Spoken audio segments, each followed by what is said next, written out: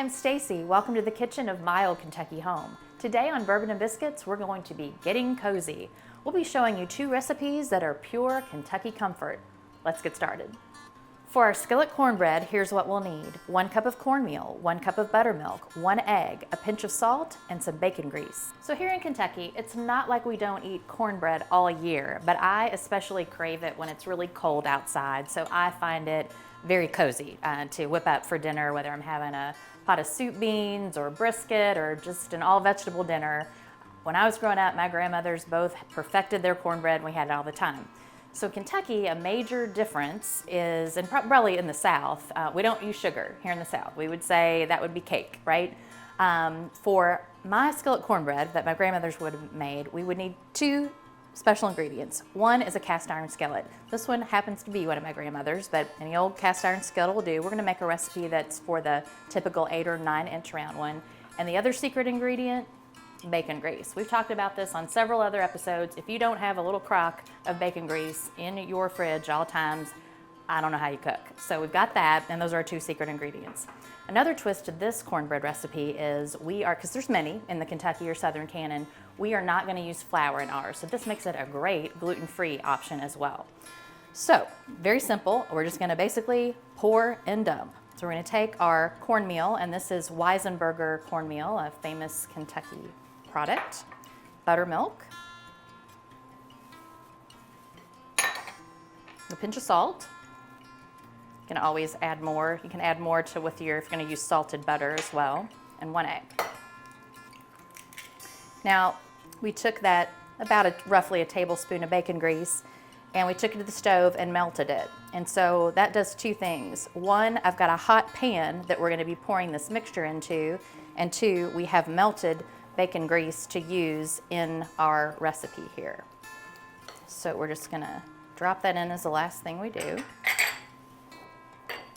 So it's already a little greased, but this just adds a little more oomph to the cornbread as well. Then we're simply going to put this into a 500-degree oven and cook for about 10 to 15 minutes until it's a golden brown. So while we wait for this to cook up, Jessica is gonna make a bourbon hot chocolate. Today we're gonna make a really decadent winter treat. We're gonna be making bourbon hot chocolate. For this we're gonna need 3 cups of whole milk, 3/4 of a cup of bittersweet chocolate chips, 1/4 of a cup of unsweetened cocoa powder, 1 to 3 tablespoons of sugar, a pinch of salt, 4 ounces of bourbon, and we've got miniature marshmallows and a bourbon chocolate syrup to garnish it with. So what we're gonna do first is take these ingredients over to the stove and make the hot chocolate. Okay, so the first thing we're gonna do is bring just 1/3 cup of water to a boil in a small saucepan, and then we're gonna add our cocoa powder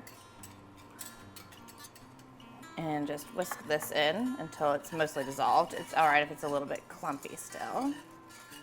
All right, and now we're gonna add in our whole milk.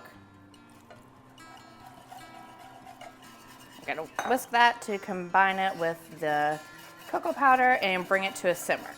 Okay, so now that our milk mixture has come to a simmer, we're gonna add in our chocolate chips and our sugar. I've got 3 tablespoons here, but this is kind of depends on how sweet you want it and also even like what kind of chocolate or cocoa powder. So if you want it a little less sweet, do about a tablespoon. More sweet, you can go up to 3. And then I've also got just a pinch of salt to add in there. And we're gonna whisk that until it is smooth and the chocolate chips have melted completely. All right, all of our chocolate is melted in there. So the next thing you're gonna do is just turn the heat off, and we're gonna add in our 4 ounces of bourbon.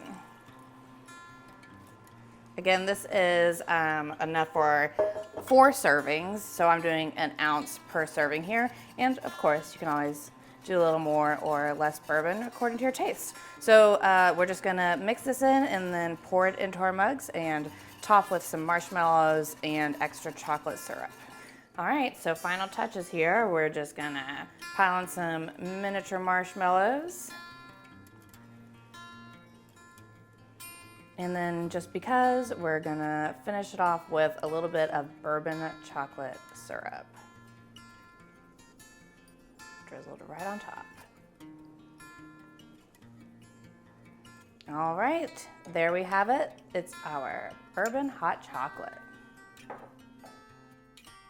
Just, I know we've done some corn and other episodes, and we've talked about its importance, but I think it's worth repeating just how essential of an ingredient it has been in really founding our country, and especially Kentucky, because of the land grants where you were able to settle in Kentucky if you were able to grow a patch of corn on the land, and how obviously how important it is to what?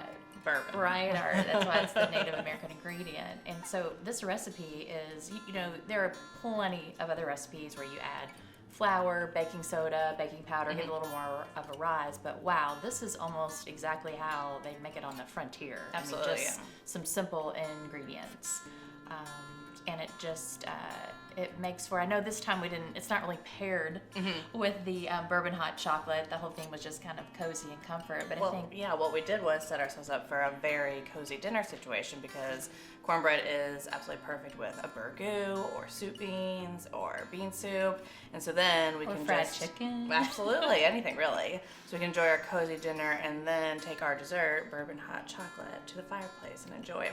Which I think we should do now. I agree. All right. So we'll see you next time on Bourbon And biscuits. Cheers. Cheers. Cheers.